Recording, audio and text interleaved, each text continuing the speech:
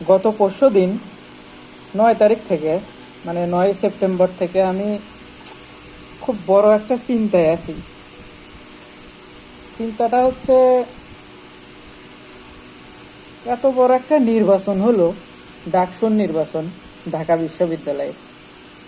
তার মধ্যে আবার শিবির জয়লাভ করলো। কোনো একটা দেশ এই নিয়ে কোনো নিউজ করলো না। বিষয়টা আসলে চিন্তার। যেখানে শিবির নির্বাচিত হয়েছে, জয়লাভ করেছে, সেহেতু তো তোলপাড় হওয়ার কথা, কিন্তু হলো না কেন? समझ रहे हो তার মানে समझ रहे हो তাদের পিছনে বাস ঢুকে আছে, সেই বাস তারা বের করা শুরু করছে।